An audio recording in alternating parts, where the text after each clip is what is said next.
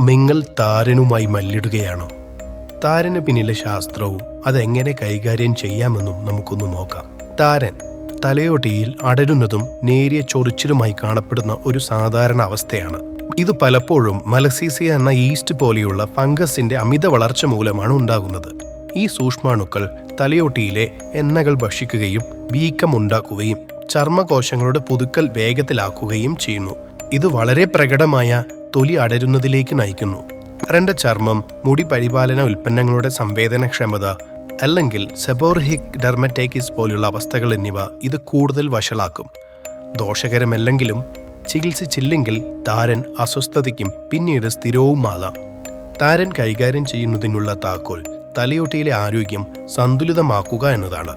Ink pyrithione, കെറ്റോകോൺസോൾ അല്ലെങ്കിൽ selenium sulphate പോലെയുള്ള സജീവ ചേരുവകളുള്ള ഔഷധ ഷാമ്പൂകൾ ഫംഗസ് വളർച്ച കുറയ്ക്കുകയും പ്രകോപനം ശമിപ്പിക്കുകയും ചെയ്യും. നേരിയ കേസുകളിൽ തലയോട്ടി മോയ്സ്ചറൈസ് ചെയ്യുകയും മൃദുവായ മുടി ഉൽപ്പന്നങ്ങളിലേക്ക് മാറുകയും ചെയ്യണം. സ്ഥിരത നിർണായകമാണ്. താരൻ വിരുദ്ധ ചികിത്സയുടെ പതിവ് ഉപയോഗം ജ്വലനങ്ങൾ തടയുന്നു.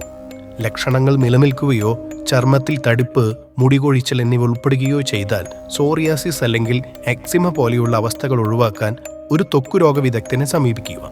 പ്രതിരോധത്തിന് ഷാമ്പു മാത്രം പോരാ. സമ്മർദ്ദം കുറയ്ക്കുക, സിങ്കും ബി വിറ്റാമിനുകളും ധാരാളമായി അടങ്ങിയ സമീകൃത ആഹാരം കഴിക്കുക. തലയോട്ടിയുടെ ആരോഗ്യം നിലനിർത്താൻ അമിതമായ ചൂട് തലയിലേൽക്കുന്നത് ഒഴിവാക്കുക.